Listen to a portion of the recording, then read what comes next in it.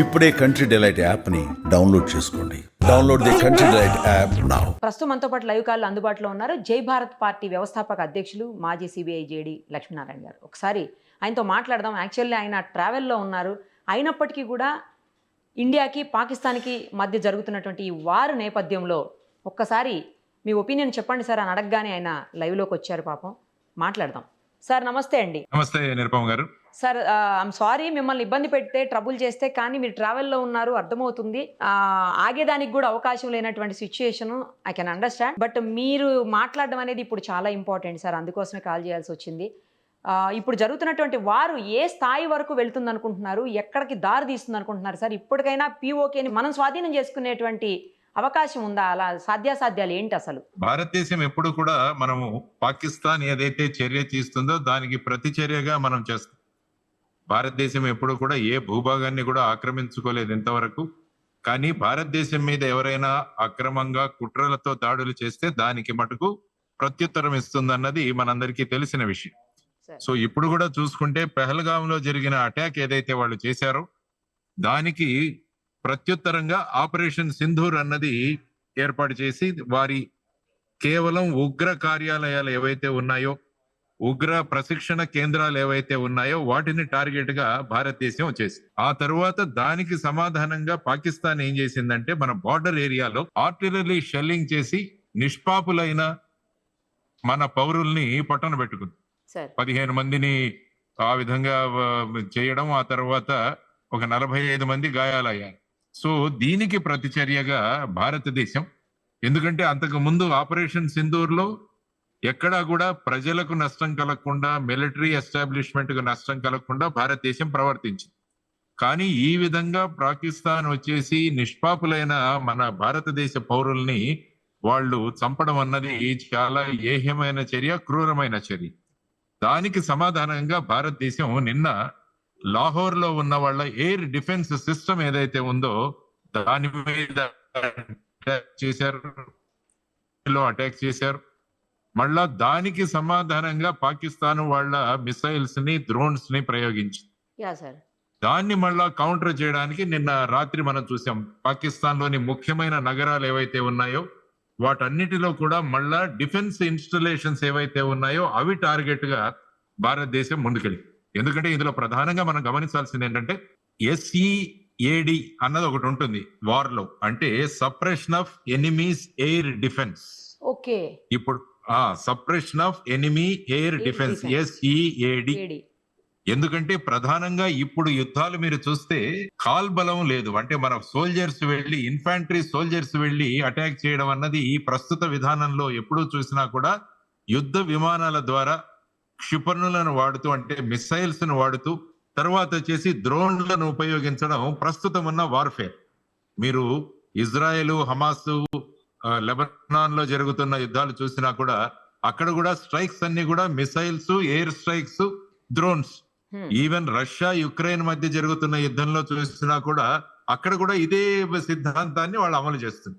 So భారతదేశం కూడా అదే విధంగా మన ఫైటర్ ప్లైట్స్, సుఖోయ్ కావచ్చు, రఫేల్ కావచ్చు, తర్వాత వచ్చేసి మెరాజెస్ కావచ్చు, వీటిని తర్వాత మన DRDO డెవలప్ చేసిన S-400 సిస్టమ్ ఏదైతే ఉంటుందో శత్రువుల యొక్క మిసైల్స్ ని, ద్రోణుల్ని గుర్తించి వాటిని వెంటబడి వాటిని ధ్వంసం చేయడం అన్న సిస్టమ్, ఇదన్నీ కూడా మనం డెవలప్ చేసుకున్నాం.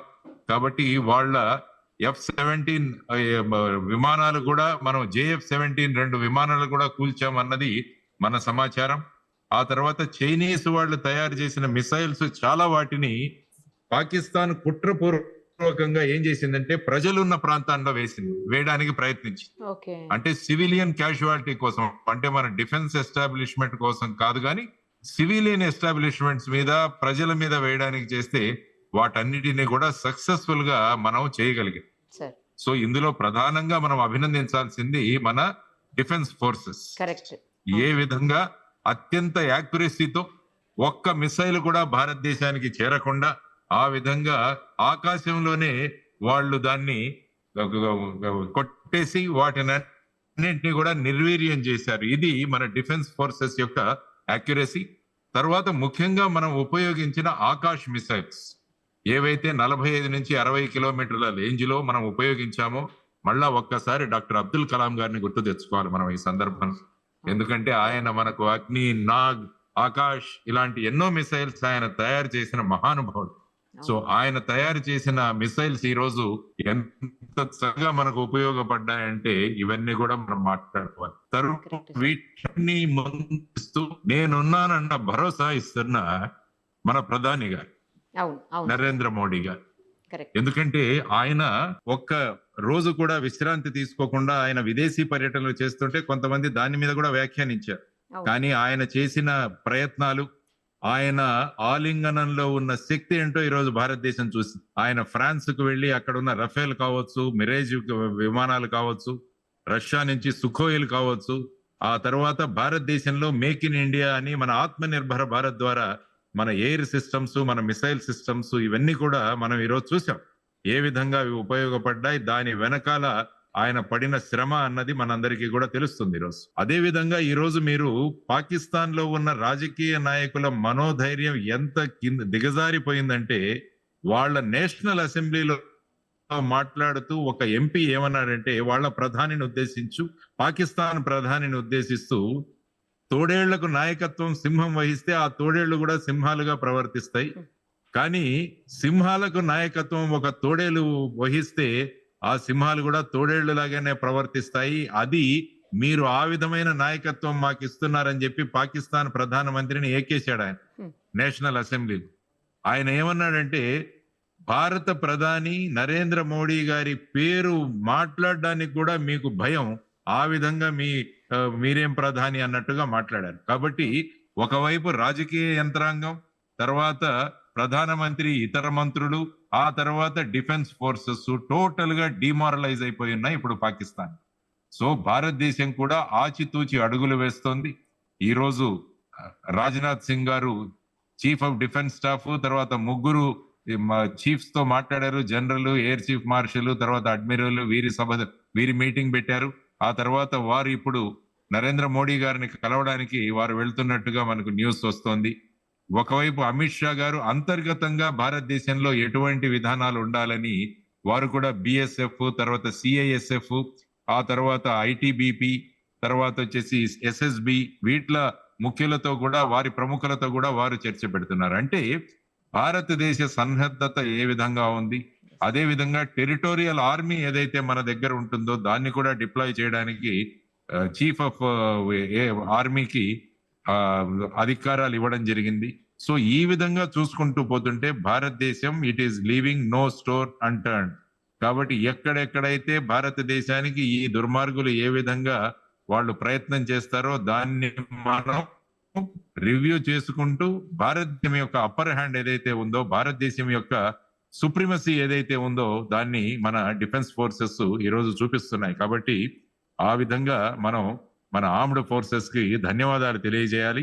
వారి వెంట నిలబడుతూ పూర్తి భరోసా వాళ్ళకిస్తూ వారికి పూర్తి ఆపరేషనల్ ఫ్రీడమ్ ఇచ్చిన మన ప్రధానమంత్రి గారిని కూడా, ఆ తర్వాత వీటన్నిటి వెనకాల ఉన్న గొప్ప సూత్రధారి, గొప్ప స్ట్రాటజిస్టు మన ఎన్ఎస్ఏ అజిత్ డోవల్ గారు.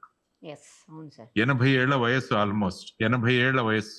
ఆ వయస్సులో కూడా ఎంత క్షుణ్ణంగా శత్రువును గమనించి వారిని ఏ విధంగా దెబ్బతీయాలి అన్న అద్భుతమైన ప్రణాళిక రచన చేసే అజిత్ డోవల్ గారికి కూడా మొత్తం భారతదేశం ఆయనకు salute. We should salute Ajit Doval garu అన్నది మనం భారతదేశం అంటే ఏంటి అన్నది మనం చూపిస్తున్నాము.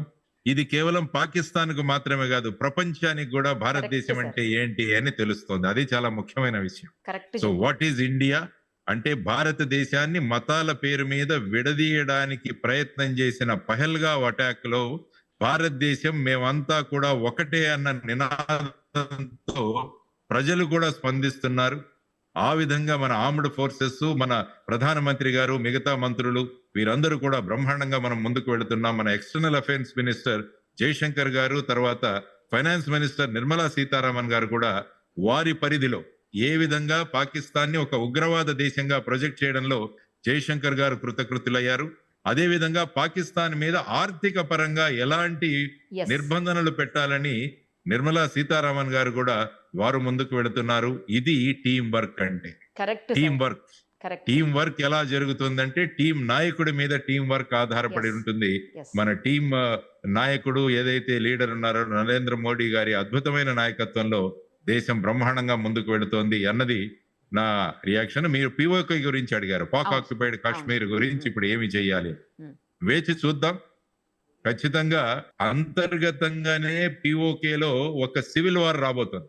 ఓకే. ఎందుకంటే వీరి ప్రవర్తన ఇది చూసి అక్కడ పిఓకేలో ఉన్న ప్రజలు, అక్కడ ఉన్న ఉగ్రవాదుల భయానికి వాళ్ళు ఏమీ మాట్లాడడం లేదు. కానీ ఈ ఉగ్రవాదులను ఏరి పడేస్తే వారి గొంతుకలు బయటకు వస్తాయి. వారంతకు వారే మేము పాకిస్తాన్ లో ఉండం, భారతదేశంలో మమ్మల్ని కలుపుకోండి అని వచ్చే రోజు మనం త్వరలోనే ఉంది. ఎగ్జాక్ట్లీ సార్, కరెక్ట్ చెప్పారు.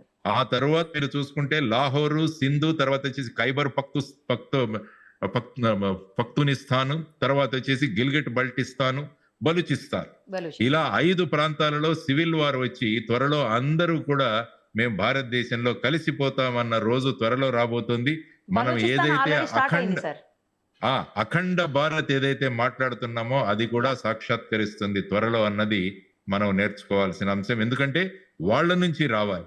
మేము భారత్లో కలిసిపోతామన్నప్పుడు మనం ఆక్యుపైడ్ చేసుకోవడం వేరు, వాళ్ళు వచ్చి మనల్ని కలుపుకోండి అనడం వేరు. కాబట్టి రెండవ దీనికోసం భారతదేశం ఎదురు చూస్తుంది. ఎప్పుడైతే వాళ్లే కలిసిపోతామంటే వాళ్ళు సంపూర్ణంగా భారతదేశంలో కలిసిపోయి జీవన విధానం కూడా మార్చుకుంటారు. మనం బలవంతంగా చేసుకుంటే ఆల్మోస్ట్ అక్కడ నుంచి ఎప్పుడు కూడా మనం వాళ్ళని ఎదుర్కోవాల్సి వస్తుంది. కాబట్టి ఈ వ్యూహంతో భారతదేశం ముందుకు వెళుతోందని నేను అనుకుంటాను. కాబట్టి అలా ముందుకు వెళదాం. అది నిరుపమ గారు, that is my reaction. Sir final గా ఒక్కటే క్వశ్చన్ సార్, ఏంటంటే 2 మహిళలతోటి ఆపరేషన్ సింధూర్ స్టార్ట్ చేశారు, అది అలా కొనసాగుతూ సక్సెస్ఫుల్ గా ముందుకు పోతోంది. మరోవైపు అసలు మొత్తం ప్రపంచం అంతా కూడా ఏం జరగబోతోందని వెయిట్ చేస్తోంది. కొద్ది రోజుల్లోనే పాకిస్తాన్కి సంబంధించినటువంటి ఆర్థిక వ్యవస్థ కూడా డ్రాప్ అయిపోతుంది అని చెప్పేసి అందరూ మాట్లాడుతున్నారు సార్. డెఫినెట్, ఎందుకంటే వాళ్ళ దగ్గర ఉన్నది 15 బిలియన్లే. ఇప్పుడు ఒక మాక్సిమం 10 రోజులకు వస్తుంది. ఓకే. ఆ తర్వాత అందుకనే వాళ్ళు ఐఎంఎఫ్ దగ్గర నుంచి ఎలాగైనా సాధించాలని వాళ్ళు వస్తున్నారు. కానీ భారతదేశం వాళ్ళు FATF లో వాళ్ళను అప్పు తీసుకోవాలి బయట నుంచి అన్నట్టు చూస్తున్నారా? అప్పు తీసుకోండి. అప్పు ఎవరికి ఇస్తారంటే వాడు తిరిగి చెల్లిస్తారన్న వాడికి అప్పు తీస్తారు. కరెక్ట్ సార్, అవును అవును. వీడు అసలు ఉంటాడా లేదా అన్నది లేదు. కాబట్టి ఇలాంటి వాళ్ళకి అప్పు ఎందుకు ఇస్తారు? తర్వాత భారతదేశం కూడా financial action task force FATF లో కూడా దీన్ని గ్రిడ్లో పెట్టండి అని చెప్పి కూడా బ్రహ్మాండంగా మనం ముందుకు తీసుకెళ్తున్నాం. కాబట్టి రేపు అప్పు పుట్టదు. శ్రీలంకలో ఏదైతే చూసామో ఆ విధమైన అంతర్గత సంక్షోభం పాకిస్తాన్ లో రాబోతోంది. అప్పుడు శ్రీలంకలో వాళ్ళ ప్రెసిడెంట్ ఇళ్లకు కానీ ప్రైమ్ మినిస్టర్ ఇళ్లకు ఏ విధంగా ప్రజలు వెళ్లారో ఆ స్థితిలో పాకిస్తాన్ రాబోతోంది. కాబట్టి వాళ్ళు తీసుకున్న గోతిలో వాళ్లే పడ్డారు అన్నది స్పష్టంగా వాళ్ళకు తెలిసింది. సో ఆ విధమైన వ్యూహంతో, యుద్ధ వ్యూహంతో భారతదేశం ఒకవైపు యుద్ధ వ్యూహం, ఒకవైపు స్ట్రాటజిక్ ప్లానింగ్, అంటే ఎదుటి వాళ్ళని మన చర్యలతో భయపెట్టడం అన్నది ఒక పర్ఫెక్ట్ కేస్ స్టడీ ఎవరైనా చేయాలంటే మన భారతదేశం అనుసరిస్తున్న యుద్ధ నీతి, తర్వాత చాణక్య నీతి, ఇది మనం నేర్చుకోవాల్సిన అంశం ఈ తరుణంలో. రైట్ సార్, చాలా థ్యాంక్స్ సార్. మీరు ఇంత బిజీ స్కెడ్యూల్లో పక్క ఫ్లైట్ టైం అయిపోతున్నా కూడా ఆపి మరి మీరు మీ ఒపీనియన్ తెలియజేశారు. ఎందుకంటే ఇది అందరం ఈ భారతీయులం కాబట్టి రక్తం ఉప్పొంగిపోతున్నటువంటి సమయం ఇది. ఎట్టి పరిస్థితుల్లో భారత్ తగ్గకూడదు, అది నీతిగా నిజాయితీగా గెలవాలి, ఎవరికి పబ్లిక్కి ఇబ్బంది పెట్టకుండానే అందరి మనసుల్లో ఉంది సార్. మీరు కూడా అదే ఒపీనియన్ షేర్ చేశారు. Thank you sir, thank you so much. Thank you. నమస్తే. సుమన్ టీవీలో మీ పర్సనల్ అండ్ బిజినెస్ ప్రమోషన్స్ కోసం కింది నెంబర్కి కాంటాక్ట్ చేయండి.